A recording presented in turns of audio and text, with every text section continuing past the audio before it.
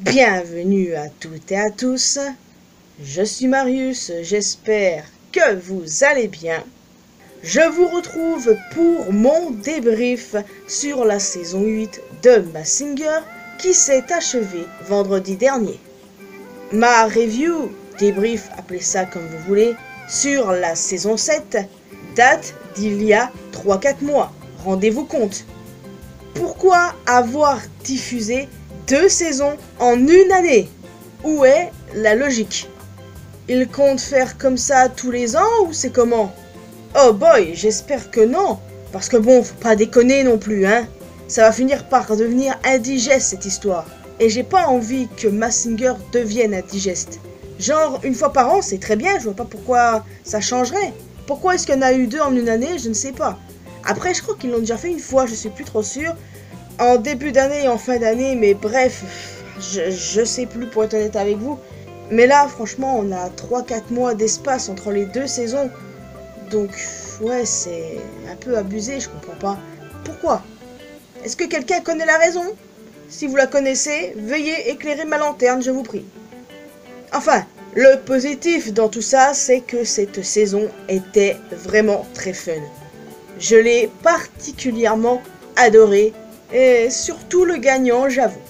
En fait, la finale était superbe avec 3 personnages qui méritaient tous de gagner. Je ne suis absolument pas déçu de cette saison, les amis, clairement pas. Je l'ai trouvé superbe, que ce soit au niveau des costumes, des célébrités, les prestations, évidemment, qui étaient toutes aussi incroyables les unes que les autres, ou encore notre jury, oui, le jury. L'ajout de Michael Youn était vraiment une excellente idée. Il a apporté un élan de fraîcheur, c'était vraiment très drôle et honnêtement j'aimerais beaucoup que le jury reste comme ça maintenant. Ouais, franchement je pense que c'est parfait. Il n'y a pas besoin d'en changer. Ils sont tous drôles, ils m'ont fait délirer à plusieurs moments. Chantal qui est toujours à côté de la plaque, tout ça, enfin... Franchement, ça devrait rester comme ça et j'espère que ça restera comme ça. Je suis pas trop sûr parce qu'à chaque fois ils en remplacent toujours un. Alors là, j'espère que ça va pas bouger parce que je les ai vraiment trouvés drôles tous ensemble et il y a une bonne alchimie entre eux. Enfin, c'était vraiment drôle et j'espère qu'ils vont garder Michael Youn. Enfin, donc maintenant que ça c'est dit, nous allons parler des célébrités derrière les costumes, évidemment. Thibaut InShape était le DJ et on connaissait déjà son identité. C'était la nouveauté de la saison. Perso, même si je n'apprécie pas trop le gars, j'ai pas trouvé l'idée mauvaise, bien au contraire. Beaucoup ont détesté, ce que je peux comprendre, hein, bien sûr. Mais moi je vous avouerai que j'ai pas spécialement détesté. Et bon, moi il n'est pas allé jusqu'en finale, parce que moi je m'étais dit à un moment donné, mais la prod, ils vont nous envoyer jusqu'en finale ou comment ça va se passer? Sauf que non.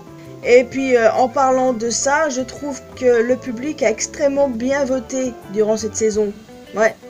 La saison précédente, ce que je reprochais, c'est le fait que la vache était restée jusqu'à la fin. Et là, je craignais que le DJ reste jusqu'à la fin, mais non, même pas. Et puis ça va, il chantait pas si mal que ça en réalité. Ça allait. À voir s'ils referont ça la saison prochaine, mais vu comment ça a été accueilli par les téléspectateurs, je ne suis pas sûr que ce sera le cas. Enfin bon, à voir. Même délire d'ailleurs avec Jean-Luc Reichmann, qui était le seigneur de la forêt, et un enquêteur guest. Alors déjà, le costume était super, et je me disais bien qu'à un moment donné, on finirait bien par avoir Reichmann dans Mazinger. Mais je pensais que ce serait plutôt en tant que compétiteur, vous voyez, pas en tant que guest. Par contre, la hate sur lui, on en parle. À chaque fois à Mazinger, je live tweet. Hein. Quand je voyais certains tweets, je me disais, mais il se passe quoi concrètement avec lui? Enfin bon, j'ai pas cherché à comprendre et puis j'ai passé un bon moment. En parlant d'enquêteur guest, on en a eu 2 autres. Constance Gay, qui était Lady Saucisse, et Marie Saint-Filtre, qui était la Martienne. Et d'ailleurs, Marie Saint-Filtre qui a réussi à deviner avant tout le monde qui était le lapin. On était à un stade où personne ne l'avait trouvé à ce moment-là. On a eu que 2 stars internationales cette année. Brian Austin Green, qu'on ne présente plus, qui était le bouc, et Lou Bega, qui était l'oiseau. Alors, je ne connais pas beaucoup Brian Austin Green, hein. C'est pas mon époque, mais bon, j'ai quand même quelques refs, faut pas déconner. Et pour ce qui est de Lou Bega, beaucoup ont dit que ouais, mais arrêtez de donner du gaz à ce type, personne ne le connaît. Ben ouais, mais bon, Mambo Number 5, ça par contre tout le monde connaît. Je veux dire, quand t'as un peu de culture, c'est le minimum. Parfois, j'en voyais hein, sur Twitter en mode, mais c'est qui lui, c'est qui elle, blablabla. Ouais, je veux bien qu'on puisse pas connaître tout le monde, même moi je connais pas tout le monde. Mais au bout d'un moment, faut pas déconner quoi. Je veux dire, tu peux connaître les gens sans forcément suivre sa carrière, sans forcément l'apprécier. Enfin, vous voyez ce que je veux dire? Vous êtes né en 2010 ou quoi? Enfin. Maintenant, on va parler des stars démasquées en compétition. Vincent Moscato était le plancton. Natacha Amal, le lynx. J'avoue que elle, j'aurais aimé la voir rester plus longtemps puisque tout le monde était à côté de la plaque et c'est la seule parmi tous ceux qu'on a eu dans cette saison que je connaissais pas. Boris Dio qui était le gladiateur. Alors là, quelle surprise. J'aurais aimé qu'il reste plus longtemps déjà. Et en plus, bah niveau prono, j'ai foiré mon coup. J'étais plus sur Nicolas Karabatic. Patrick Bosso était le castor. Patrick Bosso, évidemment, pas de stress, y'a point. Francis Perrin était le doudou. Je l'ai trouvé trop cute ce costume perso. Et puis bon, tu tires dessus, ça fait I can buy this a flower. C'était drôle ça aussi. Bon, Thibaut, on en a déjà parlé. Et Elisa Tovati était le scarabée. Alors, Elisa Tovati, ça me rappelle des souvenirs. Je l'ai connue avec son duo avec Tom Dice. Ça m'a rappelé des souvenirs, je vous avouerai. Ça m'a rappelé de sacrés souvenirs. Ça m'a replongé plusieurs années en arrière.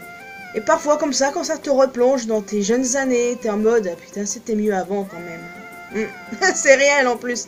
Tristement réel. Donc, pour ce qui est de la finale, l'agneau était Karima Charny et la taupe Priscilla Betty. Alors, franchement, c'était cool de les avoir. Priscilla Betty, éternelle seconde.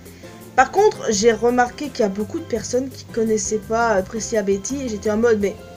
Non mais moi je préfère en rire, je veux dire, je veux bien que tu connaisses pas des Natacha Amal ou Boris Dio, Patrick Bosso, Francis Perrin, je veux bien que tu ne les connaisses pas, y a pas de problème, hein, mais Priscilla Betty, je préfère en rire, genre, je veux dire, pour moi tout le monde la connaît, c'est quoi ça? Est-ce que les gens font exprès pour se donner un genre, pour se montrer différent? I don't know. Et enfin, le grand gagnant de cette saison, le lapin, alias Icar. Oui, c'était mon chouchou depuis le début, pour être honnête, et c'était pas si difficile de le reconnaître. En fait, j'ai eu un sentiment de satisfaction quand le jury ne l'avait pas reconnu jusqu'à ce que Marie s'infiltre Kabouk et que plus tard Reichmann fasse le lien, vous voyez. Et franchement, c'était cool, putain, ils l'ont pas reconnu dès le début, ça c'était génial. Et Icar, c'est vraiment un artiste à part. Il est pas beaucoup connu, malheureusement, il mérite plus de reconnaissance, il est tellement sous-coté, enfin, je l'aime trop. Combien de fois j'ai écouté Lap Dance, hein, je ne les compte même plus. Non, franchement, je l'adore, je l'adore. Tellement heureuse qu'il ait gagné, et il mérite vraiment le meilleur. Je le trouve tellement sous-coté. Apprenez à le connaître, s'il vous plaît. S'il vous plaît, c'est tout ce que j'ai à dire. Non, franchement, j'ai vraiment pris beaucoup de plaisir durant cette saison. La finale, j'étais vraiment à un stade où peu importe lequel gagne, ça me va. Même si j'étais surtout Team Lapin, hein, bien sûr. Alors, ouais, franchement, j'ai bien kiffé. C'était une excellente saison et je laisserai personne dire le contraire. Donc, je ne vois pas ce que je pourrais rajouter de plus, mis à part le fait que j'espère qu'ils vont pas nous foutre 2 saisons l'année prochaine. Par pitié, non, non, non, non. Ne rendez pas cette émission indigeste, par pitié. J'y tiens beaucoup trop, hein. 2 par an, c'est n'importe quoi. Parce que oui, encore une fois, pourquoi 2 saisons en une année? Ça m'échappe complètement. Donc voilà, c'était un débrief de Mazinger pour dire que j'avais vraiment beaucoup apprécié cette saison. Il y a des personnages dont j'ai réussi à deviner l'identité, d'autres où je me suis planté, et puis ça fait partie du jeu, n'est-ce pas? Donc, je vous laisse ici les amis, j'espère que vous avez apprécié cette vidéo. N'hésitez pas à me laisser un commentaire avec votre avis sur cette saison. Qu'est-ce que vous pensez de la nouveauté qu'on a eu avec Thibaut InShape, du gagnant? Qui auriez-vous préféré voir gagner éventuellement? Et puis voilà, c'est ça qui est ça. En plus d'un commentaire, n'hésitez pas à laisser un petit pouce bleu, ça fait toujours plaisir. Vous pouvez me retrouver sur mes réseaux sociaux, les liens sont bien évidemment dans la description. Et évidemment, abonnez-vous à cette chaîne ainsi qu'à ma chaîne principale pour qu'on puisse se retrouver dans une prochaine vidéo. Et n'oubliez pas d'activer la cloche notification bien sûr. Bye bye.